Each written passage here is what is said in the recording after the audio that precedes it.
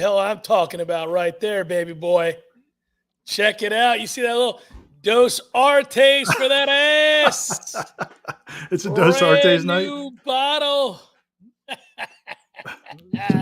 Welcome in. Direct from Miami or well, actually California. Right. Diehard Noel out there in California that brings it in every year, and I've got a brand new bottle for us to share.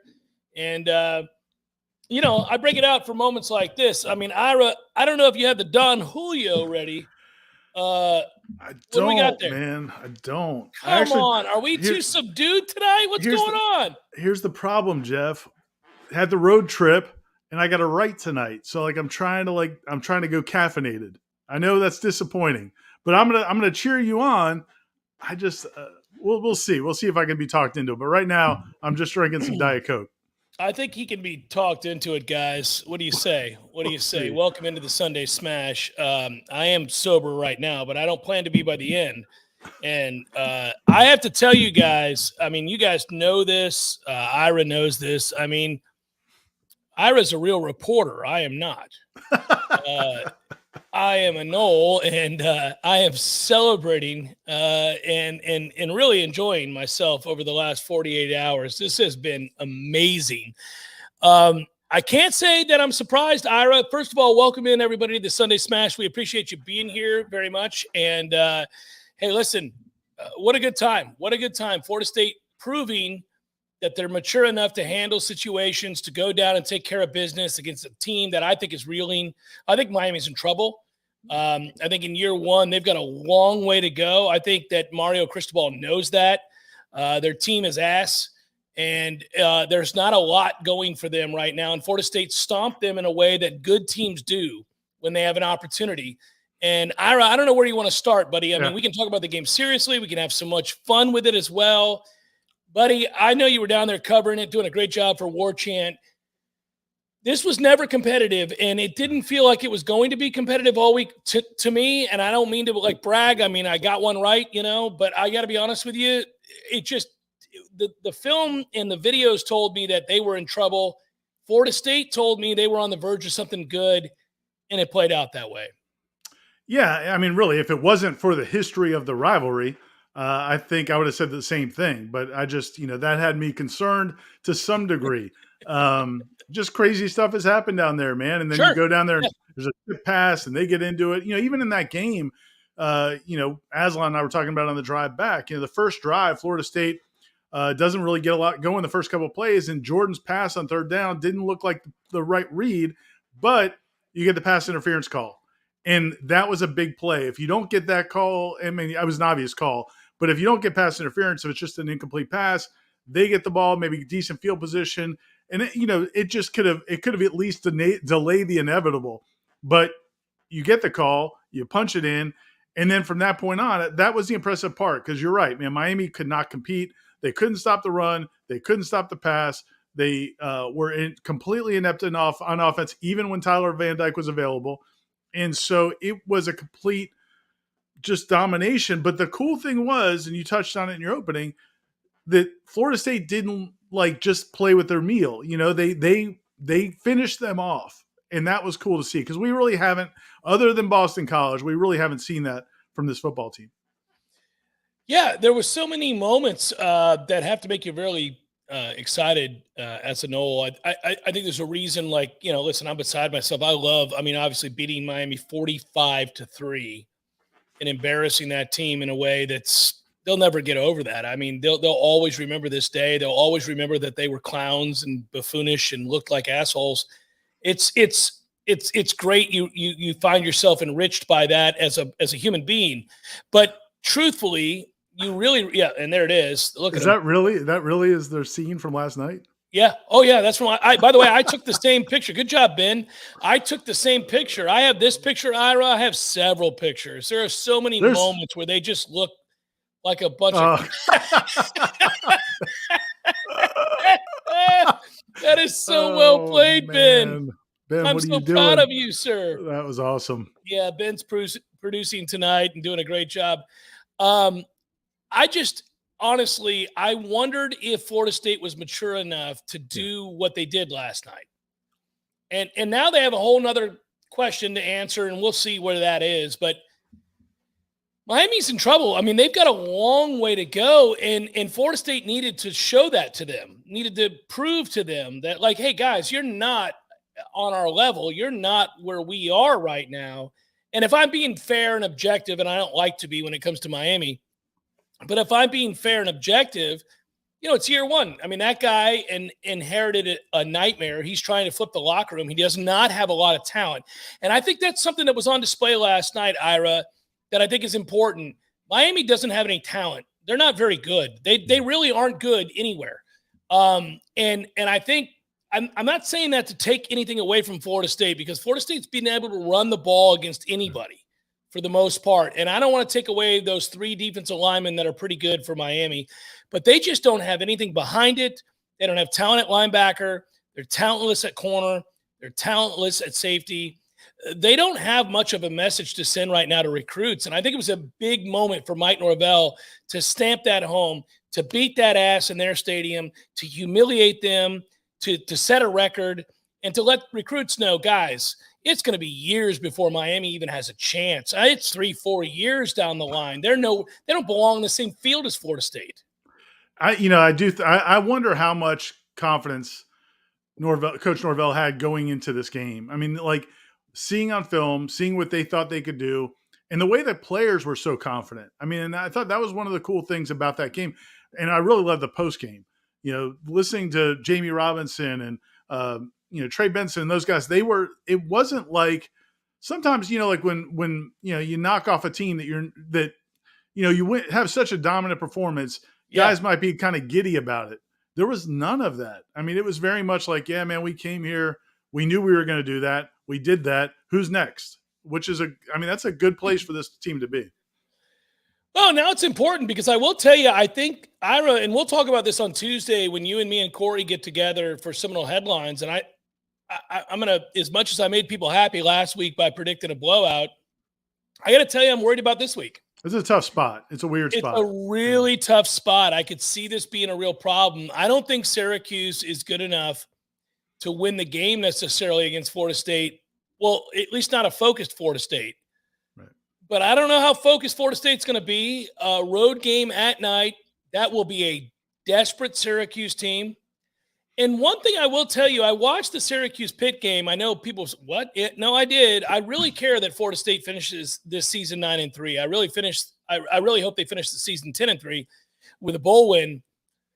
I think it's important for Mike. When you go back and you look at Syracuse, one thing I will tell you is that they were never as good as their record, for starters. But, Ira, the other thing is they do play hard. Syracuse will play hard. They will make you earn it. I really do think that it's going to be interesting. If Florida State comes out flat in that game, Ira, you could find yourself in a predicament. I could see that. Well, especially if they get Schrader back. And, he hasn't played most of the last 2 games, but apparently he warmed up before the Pitt game and then was a game-time scratch. Yeah. So if he was able to warm up, you would think that he might be available. Their quarterback, Eric Schrader, might be available next week, and he makes them a different team. So, I do think Florida State's a better team, but that is another big test. And that's what building a program is about. It's like you go from, last year it was, can they just play hard? Can Mike Norvell get these guys to just compete? Because it had been a couple of years where you didn't see a whole lot of competing in certain positions. Well, they've done that. And now it's okay. Now, how do you play situations, and how do you handle the highs and lows and be businesslike when you need to be businesslike, or bring passion when you need to bring passion? And I thought this was a positive step. But what happens, the better you get, the more you develop as a program, there's new challenges. It's not like you just pass one challenge and, okay, you're good from now on.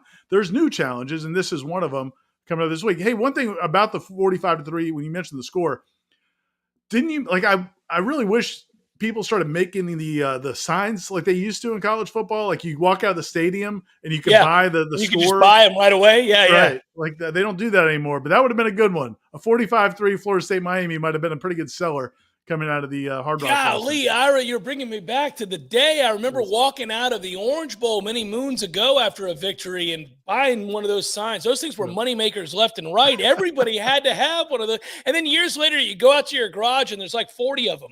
And you're Right. like, why the fuck? Yeah, you laugh. You laugh about it. Yeah. That would have been a good one. Yeah, that would have been a good one. And the shirts that would have been made forevermore, 45-3. You can absolutely do that forever. It's fascinating. I think there were so many great moments for Florida State in this game. It's not just cementing that you are so much better than Miami and that Miami's not competitive and that Miami really isn't quite the same program, doesn't deserve to be on the field with you. It's that your head coach handled the situation the most mature he's ever been. I love that moment with Deuce Spann. And the people that listen to this on the podcast version are not going to get some of our laughing, but that's a good one. That's a good one, dude. They're really good. That's really good. So if you think about that moment with Deuce Spann, you think about that moment with Mike Norvell. It really does. I know it's going to get tiresome because a lot of people have brought it up subsequently, but it encapsulates who he is. It encapsulates why the team loves him, why fans love him, and also why players, I think, buy in. Because you really got to care about somebody to come back at them from around the other side after he's still talking shit, walking over to the bench. Right. And Mike's like, no, we're not doing this. You're going to look at me. I need you to breathe. I want you to calm down. But what does he do, Ira? He gives him the ball immediately. Right when they get it back. I think it's important. I don't think it's cliche. I think it is who he is. Yeah. And it's also, we do have the luxury of being at practice. And this is where, I think the reason he allows us to be at practice, his vision for doing that and the benefit to us is, you see the genuine, approach to these relationships. And so if you don't have a good relationship, if Mike Norvell doesn't have that good foundational relationship with his players, that could go a whole different way. And we saw that, in those later years under Coach Fisher, the early years under Willie Taggart, where there's just not that connection, that trust.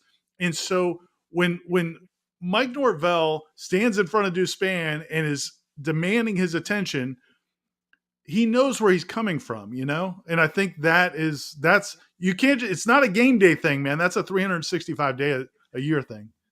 It's good of you to point that out, Ira. I mean, nobody makes more practices than you do. You're at more practices than I am. I've been at a lot of them, but you've been, I think, at every one of them. So it is true, right? That is why when we talk about who he is, Robert, we'll get to you and everybody else that's donated tonight. I'll get to those in a second. But when we talk about who he is, that is who he is. Like he's allowed to do that. We've seen clown shows before, Ira. We've seen guys that want to be really good in the moment, pat a kid on the back, yell at a kid because the camera's rolling. We've seen that act before, and in a variety of sports, by the way, whatever the sport, we've seen it. We've seen guys that are fake. We've seen guys that are genuine. And I will tell you this, I was never good enough to play at a school like Florida State. I don't want to ever pretend that. But I played a lot of competitive sports with a lot of different coaches, and I had a taste of success here and there. You'll go to war for that guy. You'll go to war for the guy that screams you down and embarrasses you in practice or a game in front of a camera, whatever it is, if you think he loves you. Mm-hmm. If you think he cares deeply about your success and your growth as a person. And that's revealed way before that moment. Right. All of that happens long before that moment in time that it's front and center for everybody else to see. So when that was going down, I saw a couple of people say like, hey man, be careful about, no. That's who he is. That's the relationship he has. That guy was always going to respond that way. He was frustrated in that moment. That coach was always going to respond that way because they have that.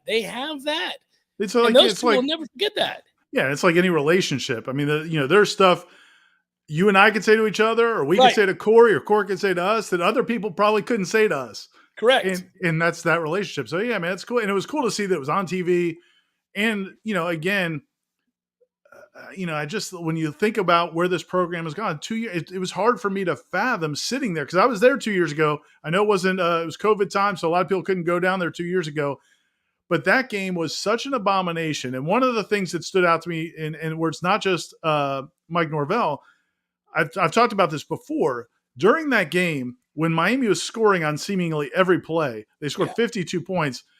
I was watching the sideline. I was watching Adam Fuller talking to the defensive players, and there were some guys on that sideline who clearly were not listening to Adam Fuller. I mean, they weren't like overtly telling him to screw off, but they were not focused on what you could just tell they were not engaged with what he was saying.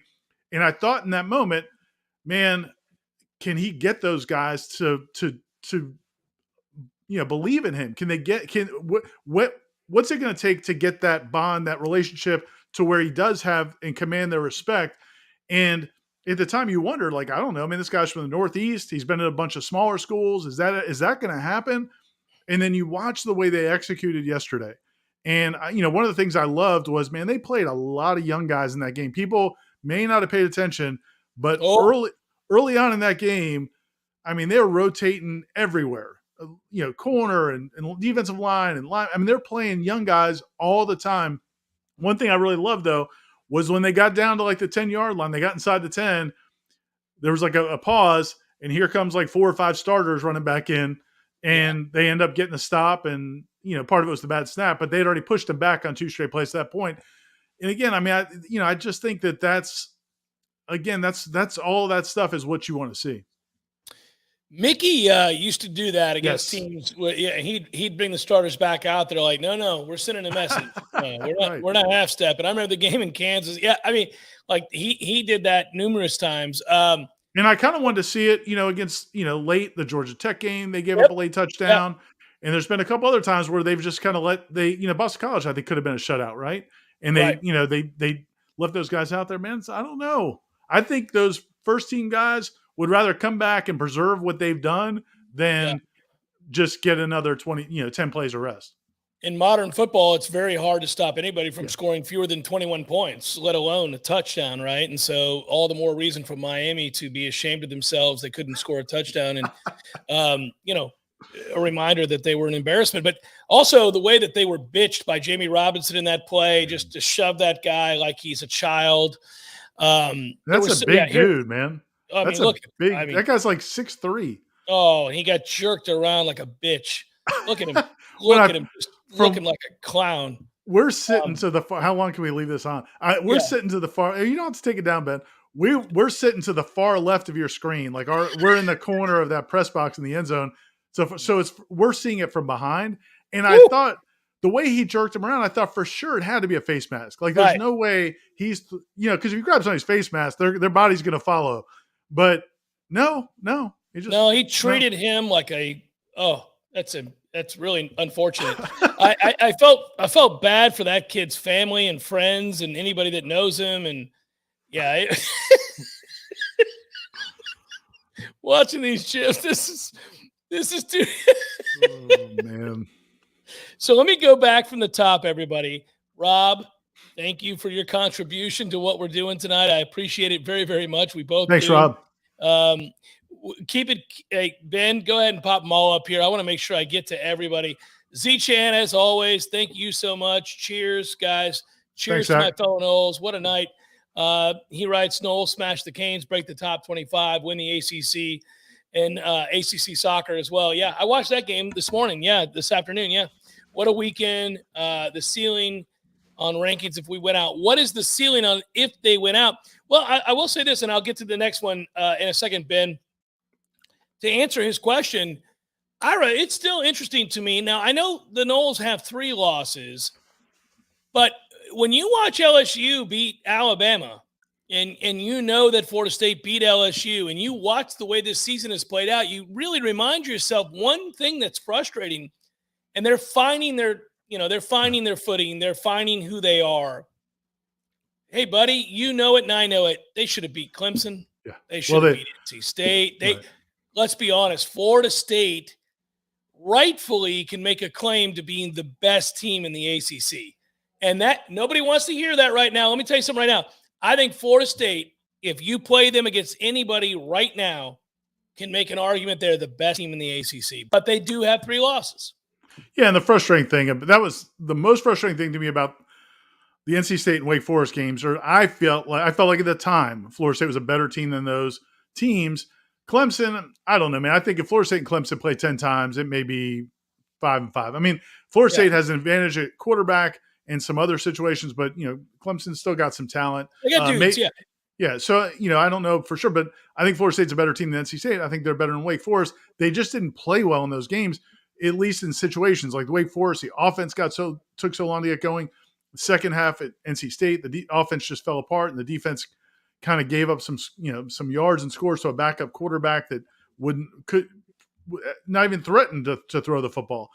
So that's frustrating. But that was also part of what I saw last night from the team was, somebody, they were asked a couple times, players were asked by different reporters, how did you guys not get down when you had the 3 straight losses, or how did you handle that? And they all said that they have believed through that whole time that they were the better team, that they were beating themselves.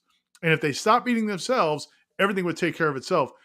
What that tells you is they believe what they're hearing from the coaching staff, because I think that was the message from the coaching staff, hammered through from Mike Norvell to all the assistants to support staff. And I think when you hear them saying that, I really believe that they bought into that. And I think that's been the key to kind of turning it back around. Because when they lost 3 straight games, man, they're against teams that, like you said, they could have won all 3 of them. That could shake things a little bit. And it didn't. Javi writes, great tailgate. Most Miami fans were timid going in. Always sweet for us, Miami Noles, to get the W at Seminole Hard Rock Stadium. Their one sellout every 2 years was down to Doak South by half. So great. I don't know if you saw, I cracked up laughing. I wish I could give the guy credit. The guy that tweeted that Mario Cristobal should be the new head of FEMA. Did you see that? You didn't see this tweet? He said Mario Cristobal should be the new head of FEMA. He was able to evacuate 65,000 people in less than 3,000. That's good. How good is that, right? Yeah, very good. That's really well done. And thanks, Javi. Yeah, that was definitely the vibe down there, man. Like even I talked to some media down there that cover Miami. I talked to some people on, that work at the university at Miami. People I've known through the years who were like, man, we just have no idea. There it is. Anthony. Good job, Anthony. That's awesome. Nice tweet there, Anthony. Well tweeted, Anthony. Yeah, well tweeted. And nobody, there was not a lot of confidence. And I'm sure that was evident throughout the team. And, I was watching their sideline, like I just talked about with, Adam Fuller last year on the Florida State sideline, and, Mike Norvell was not there. But watching Mario down there on Miami's sideline, like you just don't see a lot of connection there. So you can look at it 2 ways. To your point earlier, man, this is going to be a big rebuild. And if you watch Mario Cristobal's post-game press conference, he acknowledged that. But at the same time, like Corey mentioned in his column, this, what Norvell and the staff have done in 2 years also speaks to in the age of the transfer portal. What's possible? It's not like you have to look at a 4 or 5 year rebuild. You might be able to turn around quicker. But and you got on that topic, based on Z-Chan's question, I think just about what's the ceiling for this team from a ranking standpoint. Look, man, that LSU win looks great. It is going to continue to look great, especially if they go to the SEC championship game. Well, and then you've got the losses. We're all to ranked teams, and if you finish the season 9-3, yeah, man, people are already saying you might be the best 3-loss team in the country by then. Yeah, I mean, they could, and with a bowl game, I mean, the ceiling is probably, I mean, they could be around 10 in the country, right? I mean, I think that's possible. Yeah, I think if they win out, Ira, I don't disagree with that. I think there's a sense amongst those that cover the game. I got to give McElroy credit and others credit who talked about this game. I know, Ira, you were there in the box covering it, but Greg McElroy did a good job. I'm going to give him some credit here. He did a good job of pointing out, because he had Florida State's first game this year against LSU, and he had the first game last year and the year before, and he brought up the fact that he's had Florida State a lot. And he said, look, man, they look like a completely different program, that like you watch them and you see the growth right now.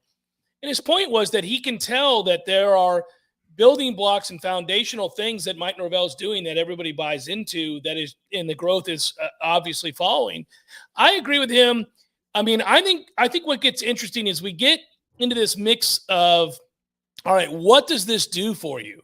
Because if you're a Florida State fan, alumnus, booster, supporter of any kind, at the end of the day, when we talk about the climb and we talk about where Florida State's climbing towards or to, it's to play in a game like Georgia Tennessee just played yesterday. It's to play in those games. It's to play in a game that sees you top 10 preseason with everybody talking about the possibility of winning a national championship.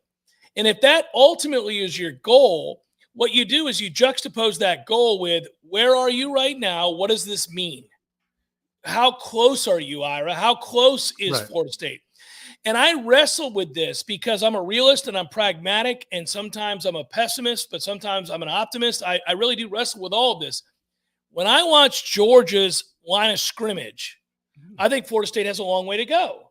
But that's one team. They're like two or three teams that I think that's true. I don't know that it's true of a lot of other teams right now. I mean, I really do believe you just watch Notre Dame rush for 247 yards against Clemson. Florida State did the same. That program seems to be trending in a wrong direction. They're not elite right now. They are falling off. It's appropriate that they lost that game to Notre Dame. Nobody's shocked by that. Ohio State's better than Florida State. Right. Georgia's better than Florida State. There might be a couple of other teams that I think are definitively better than Florida State. But from a personnel standpoint, like, how close is Florida State to shortening that gap?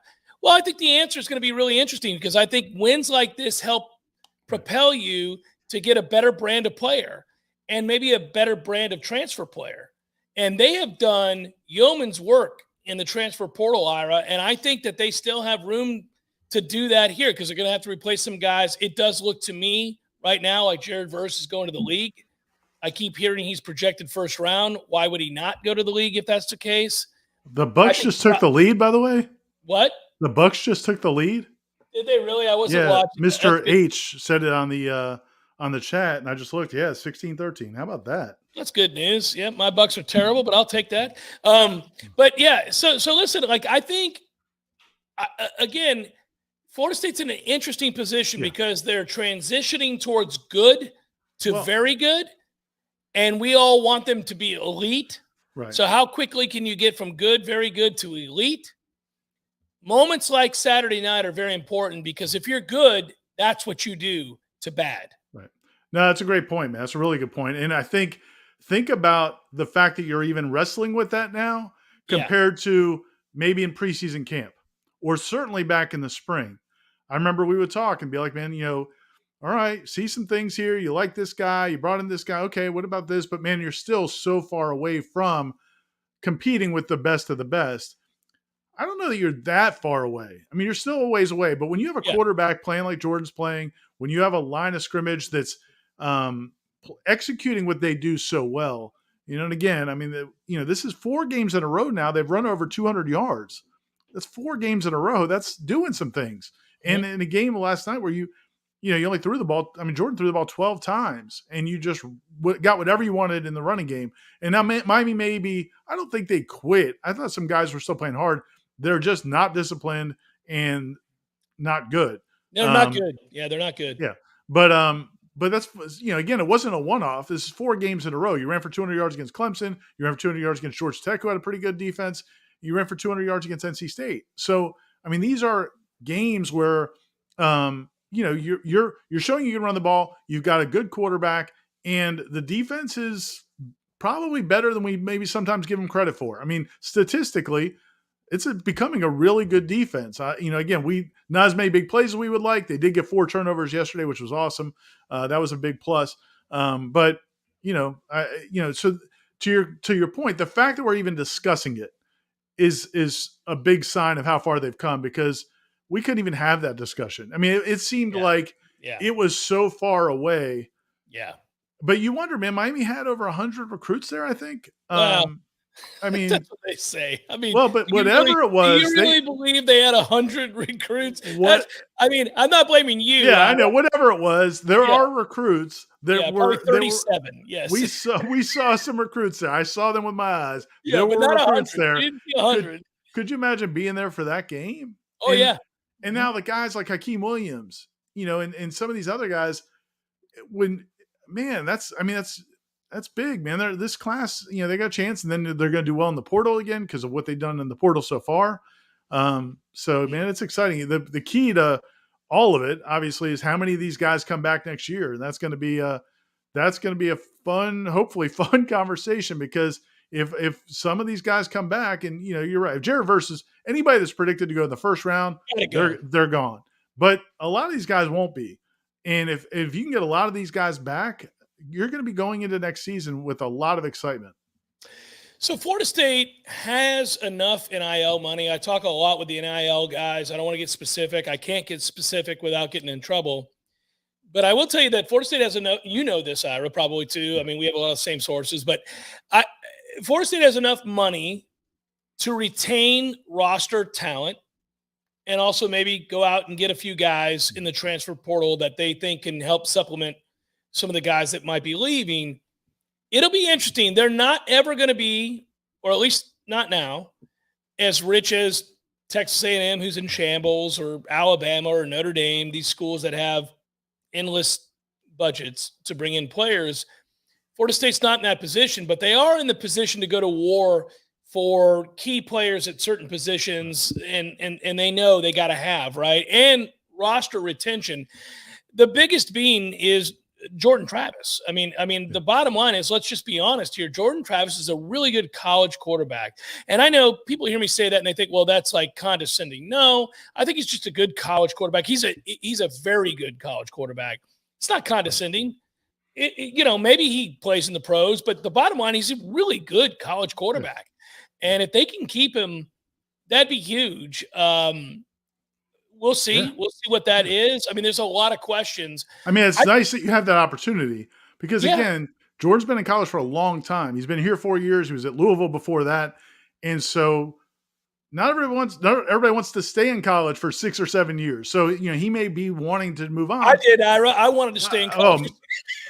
I wanted to do everything else affiliated with college for 6 or 7 years.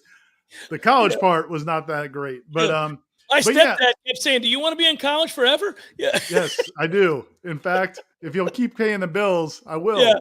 Yeah. But I just think that he, man, it would be huge if he would come back, and if he does, and the NIL kind of makes that a little bit more likely because you can reward a guy or have opportunities for a guy to get rewarded. The one thing I'll say about the NIL also to point out to people, from what I understand, the NIL it's a much bigger deal in the current landscape with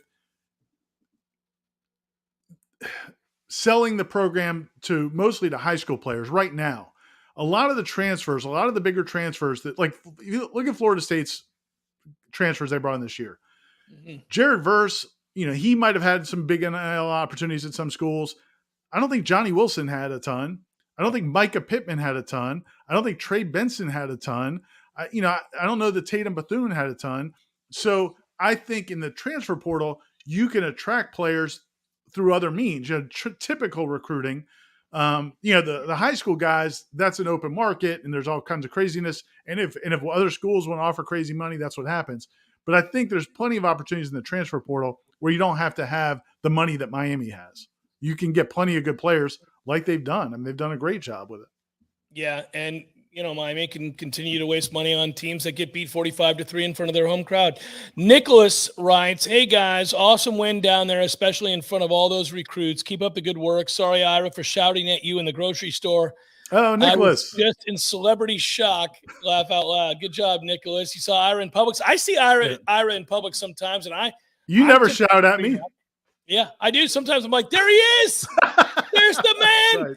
Right. I bet he's about to get some sausage." No, thanks, Nicholas. Yeah, it was good to see you, man. I was on the phone at the time, so I couldn't stop and talk. I wasn't big time, and I wasn't like acting like I was on the phone. I was legitimately on the phone, so I couldn't stop and talk. But it was good to see you, man. Thanks for the and he makes the contribution of 4503, which is well done. That is well done. Sometimes, Ira, I pull that trick when I see somebody. I quickly put the phone to my ear. I know what you're doing there. You know who the best at that was? Your man Willie Taggart. Oh, at the ACC kickoff, or not the kickoff, the ACC spring meetings. The way it works is we're all sitting out in the lobby. A bunch of reporters are sitting around the lobby, waiting for coaches to come out of their meetings, or athletic directors.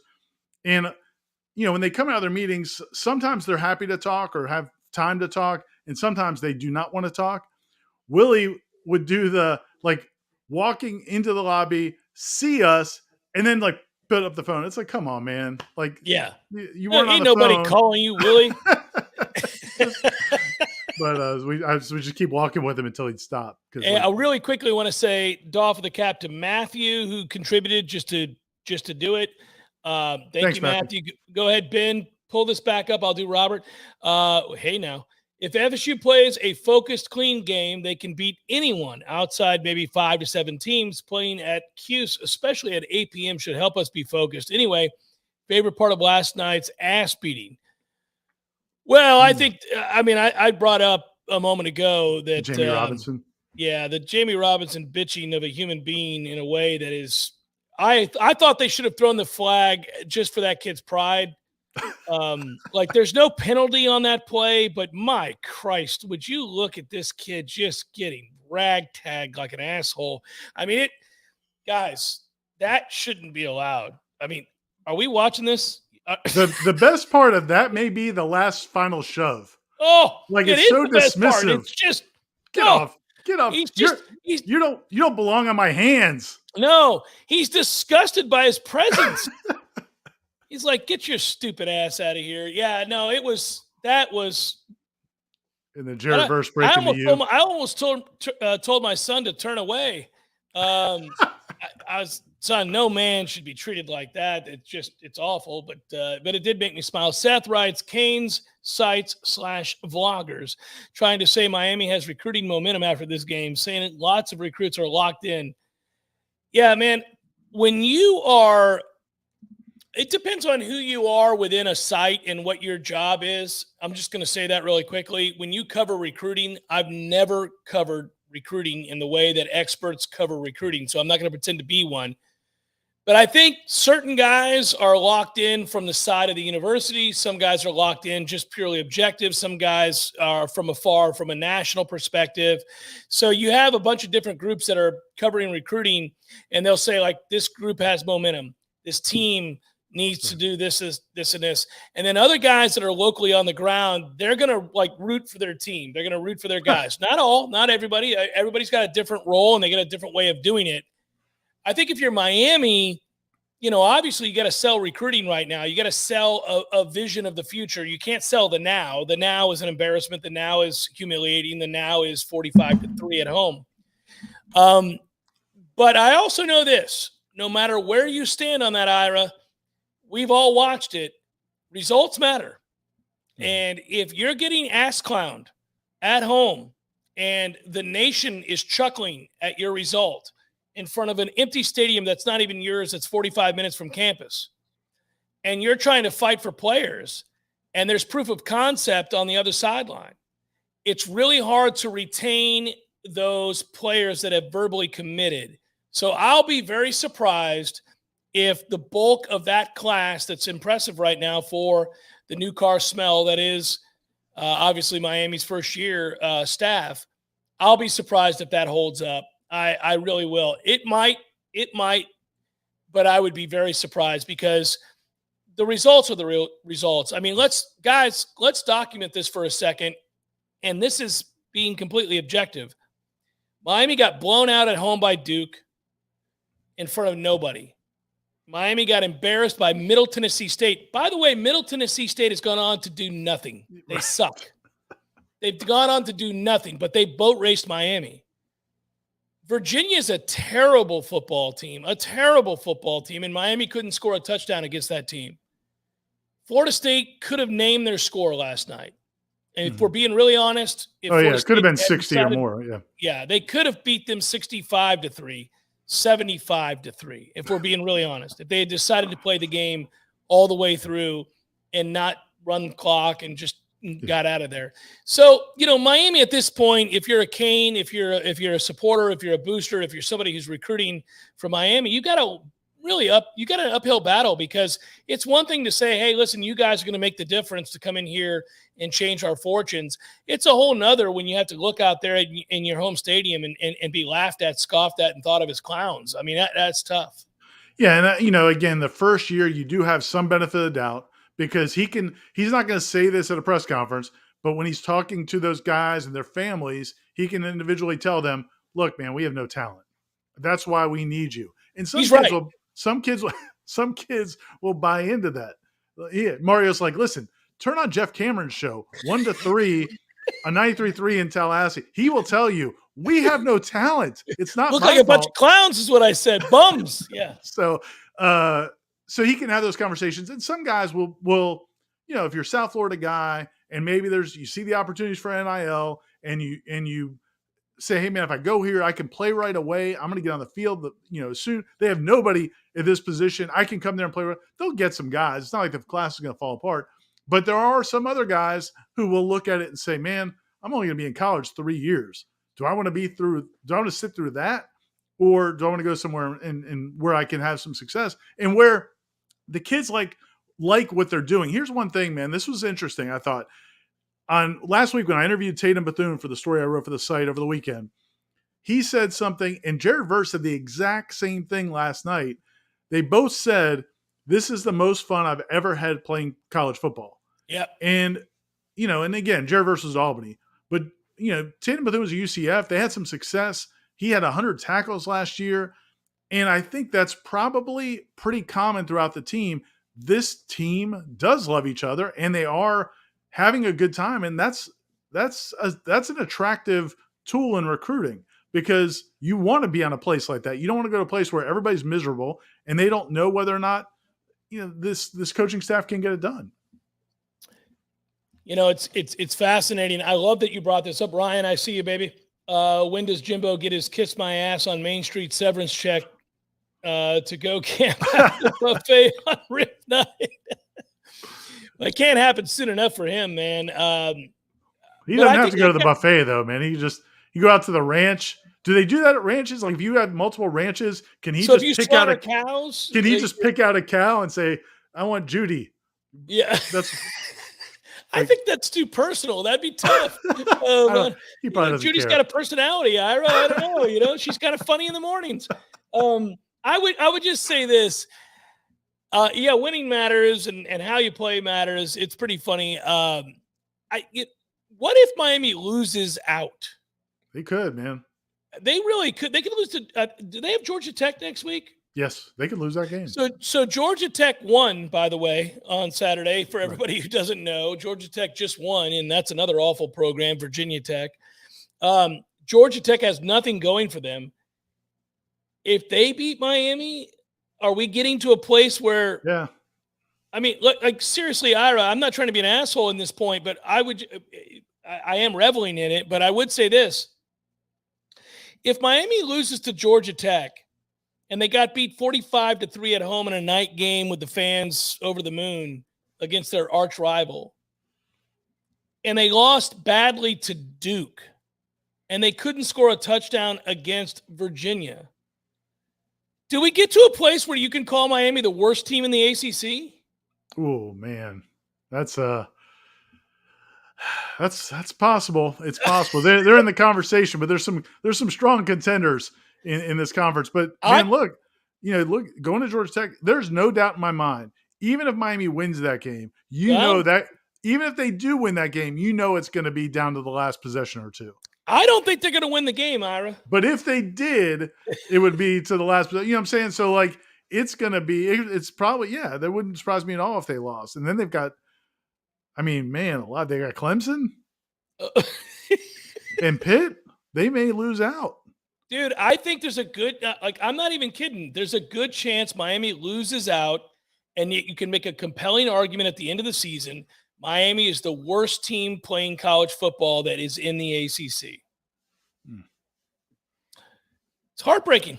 You really hate to see it. You really hate to see it. It's just unimaginable to have fallen off the map to the extent that you might be the worst team playing college football in the ACC, in a conference that includes Duke and Wake and team. Yeah, there it is. Like, contemplate that, assholes. Contemplate that for a while. That's who you are, the worst team in the conference. I'm just saying, it's something to think about. FSU Fan 93 writes, the World Meteorological Organization has just released a statement saying as of November 6th, hurricane season is officially over. Go Noles. Sucks to be you.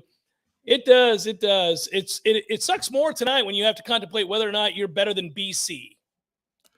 That is the question. Yeah, that's one of the questions they're going to have to answer. Yeah, it's a toughie. I was watching went back and watched some of the interviews today. Like, it's one of my activities on Sunday is watch a lot of press conferences. Got to watch Jimbo's press conference. Got to watch. Let me guess. You teed that up first. yeah. I did. It was a toss between that one and a couple other. You know what? I might have done Mario first. But it might have been Jimbo first. But usually it's Jimbo first.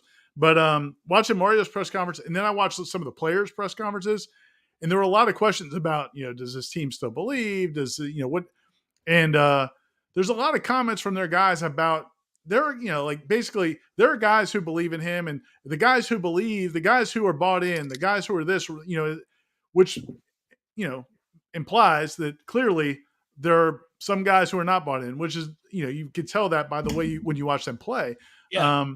But that's going to be a challenge, man. That's going to be, it'll be interesting to see how he handles that, because, one of the things that Mario said last week was like, we're not going to play nostalgia theater. Like, I'm not going to talk about the glory days and all this, but you have to dust off the VCR tapes to do that, buddy. but it's also like they need to see some proof of concept too, and if this thing continues to go off a mountain, and you had a good quarterback this year. It's not like you got to a program that had a terrible quarterback. You had a good quarterback. Yeah. He's hurt now, but even before he's hurt, you were getting beat by all these teams. I got a question for you, Ira. I don't know if you've had a chance, because we have listen, I'm going to compliment our staff. Everybody does such a good job. We all have a different take. We all come from a different angle, and, it's fun to go through and vet it all. Have you had a chance to listen to Dominic Robinson during the watch along? Did you go back and listen? I went back and watched some of that. I went back for a few parts. I kind of skimmed through it. Yeah. One of the things I want to point out is that he was not a believer, and his son's one of the best recruits in the country. I saw that. I saw his comment. Yeah. He didn't think much of Mario Cristobal, and that's interesting. It's also fun to replay that comment over and over again and point it out. I don't know what to say about that. I mean, my son is not, he's a freshman in high school, so we'll see. But I do think it's interesting that you got a guy that played college football at a very high level, whose son is an elite recruit, who, had a chance to be recruited. And, I think Dominic Robinson's a straight shooter. For sure. Wrong or right or indifferent, he's a straight shooter. He'll tell you what he thinks. He was not impressed with Mario Cristobal. Yeah, so, and I thought that was in his, just for people that didn't watch it, just to kind of recap it real quick. One of the things Dominic said was during the watch along, and it's still available on our channel. So if you didn't watch it during the game, you can go back and watch it. Go back and watch it, yeah. But they were talking about Mario Cristobal and that hire, and Dominic said he thought that was a good hire for Florida State, because the big selling point for Mario going to Miami that everybody kind of hyped up was the recruiting, that he's a great recruiter, and he had some great classes at Oregon, and when he was at Miami, he was known as a great recruiter. And what Dominic said was, we went on a visit there. His son's maybe the best tight end in the country. We went on a visit there, and I can just tell you, our experience was not that. Like we were not impressed by anything about him as a recruiter. And so, man, sometimes somebody has a bad experience. That doesn't mean, there's a restaurant, you recommend a restaurant, somebody goes there and they're like, oh man, my food it was cold just or whatever. Bad night. So that's possible. You don't know what was going on there, but I do think that's interesting. I think it's definitely, it's a good point that he made that. And if that turns out to be Mario's not as good a recruiter as Miami thinks, then man, it's going to be a challenge down there. What a shame. What a shame to watch them struggle for another 5 to 10 years and not matter for the better part of 30 years. By the way, it should be noted, just because people might be wondering, I'm a gambling man. I took Florida State minus 7.5. I may have had Florida State on an alternate line minus 14.5 to win more money. But in addition, I have Florida State this week on the road against Syracuse. Circa has released the lines for those that don't know. Florida State is favored by 6 on the road against Syracuse. Tells you that at, neutral site, it's a 9-point game. Florida State feels, Vegas feels like Florida State's about 9 points better, 8.5 points better than Syracuse. I think that's accurate. I think that might be a little low. But I will say again, and we'll talk about it on Tuesday when we get together with Seminole Headlines. I know you'll write about it. I have a chance to do the show on Monday, Jeff Cameron Show 1 to 3 with Tom. I think this is an important game because I do think Florida State, I said after Clemson, you know this, Ira, I've been beating this drum. I thought after Clemson, we needed to put it all in the rear view and that Florida State could go 5-0 in the remaining games, or 2-0 in those 5 games. They got 3 more, to go. The Dos Artes is getting me. I think Florida State's really good. I think Florida State's really on the verge of being very good. I think the offense is better than the defense, but situations matter when you play people, what time you play people, what game you're coming off of matters. Can they get there emotionally? 8 o'clock. Syracuse is going to play hard. They're desperate. Their season is unraveling. They're going to fight like hell, and they are physical. So my guess is Schrader's going to play. Ira, I think he will. Yeah. You're better than Syracuse, but, when you play, again, matters. So can you get there? Can you be an adult? Can you focus? Can you end up making this season truly special? They have a chance. And they're really close to proving to us that they are mature, that they are focused, that they are locked in. If you go win that game, you're going to beat Louisiana, and then it's down to the Florida game, which I think is going to be a war, by the way. Right. We'll talk about that when the time comes, but there we go. I mean, let's go. Let's go prove ourselves again one more time. Maturity. How tough are you mentally and physically?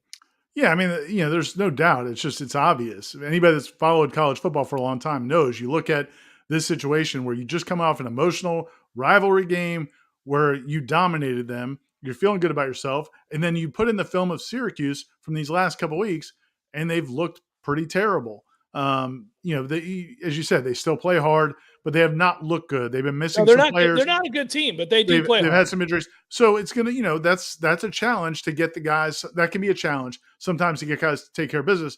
The message from the coaching staff, to your point, should be, listen, guys, this could be a season you remember for the rest of your lives. You came to Florida State when it was a shit show.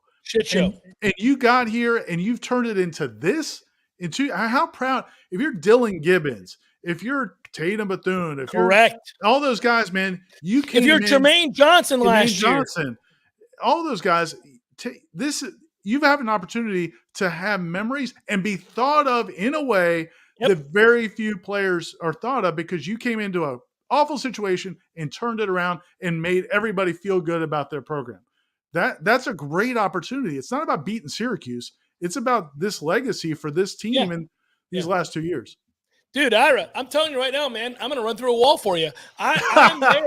I completely agree, and I've been trying to not be cheesy about this. I think that's where they're at. They're on the verge of beating that ass and taking the next step and getting to 10 wins and changing the trajectory of this team. What's possible? Like, graduate from being pretty good to really good. Graduate from really good to elite.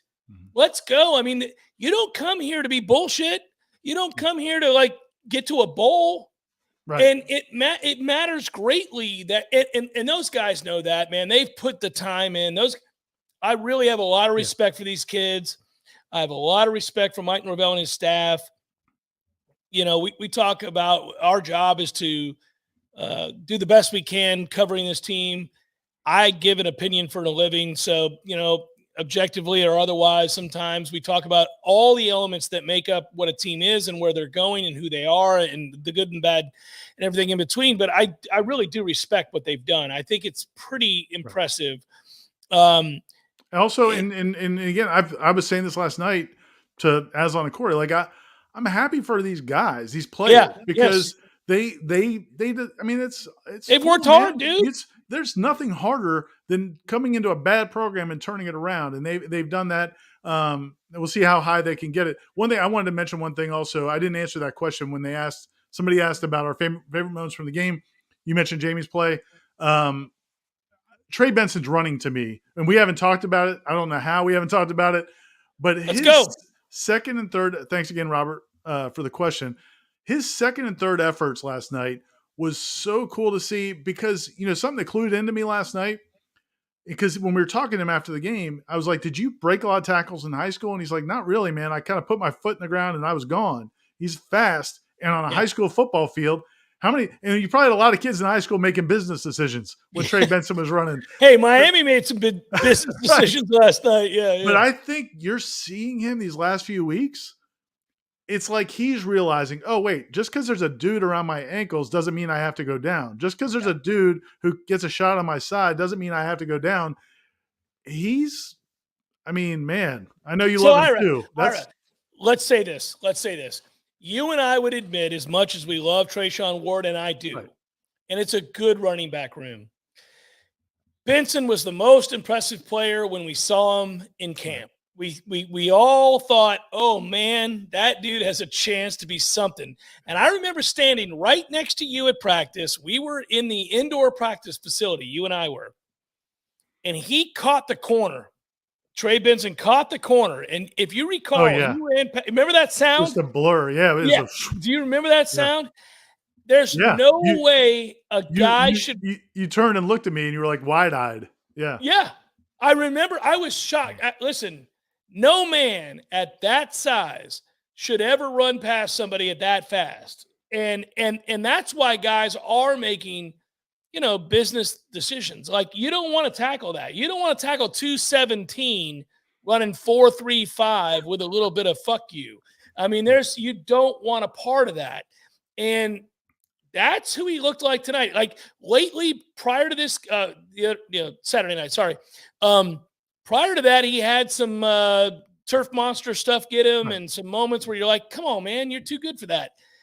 He may have just realized how good he is. That's the thing. Like, I think Greg Jones probably ran over dudes in high school. That's what Greg Jones was. Like, Greg Jones, right? Yeah. So Greg Jones has been running people over probably since he was 10 years old. But I don't know that was ever Trey Benson's game. And now he's bringing. I mean, it's and like, to your point, I mean, Treshaun Ward again has been huge for this team. Really good player. Lawrence Toafili is a really good player. That room is good. We love Rodney Hill. But you talk about the physical characteristics, and if he's going to run like that, I mean, it's that dude's a difference. I don't know that we got to everybody tonight, and we could have done this forever. Ira, it's already 8:00. I just looked up. I couldn't believe it. This was fun. You'll be doing it tomorrow. Yeah, we will. That's right. I'll be on tomorrow 1 to 3. Wake Up Warchant this week, of course. Ira's columns all week long. You guys stay with us.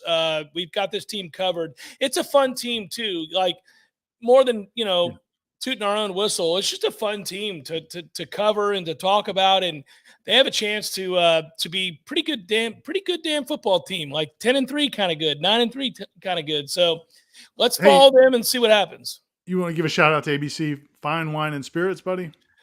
I see it up there in the corner, and I failed them because I got so carried away in my enthusiasm. They'll understand. We had to talk about 45-3.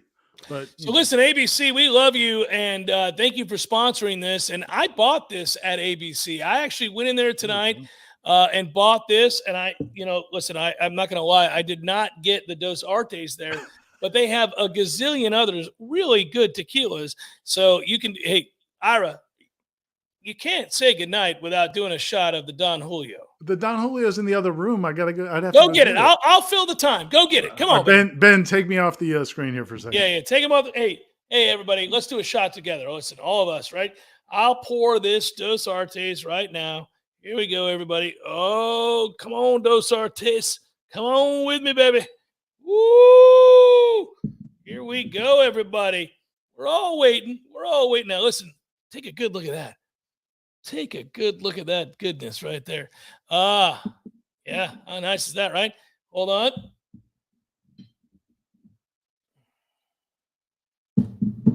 You guys good? I'll take a swig of beer before Ira gets back. Ben's like, what the hell are we doing?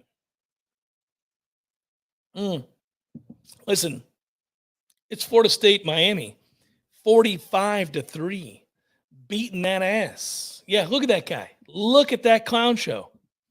Look at those dudes. You could do that all day long. There he is. There's the guy. I'm back. Had to go make a run. Oh, the Don is in the building. The Don is in the building, Jeff. And I feel bad for Don Julio because I think there are some versions of Don Julio that are better than other versions of Don Julio. I just happen to get the one that was 1995. But we're gonna do it, man. We're gonna do it. I'm with you. Okay, pour it. Let's do this together. Let's talk about what this was. How good was this? Hopefully some folks are out. No, I'm not Hunter. I'm not my that's boxers. funny, by the way. You got to give not Hunter my credit. Boxers. I just I'm tied. I've got like cords and anyway.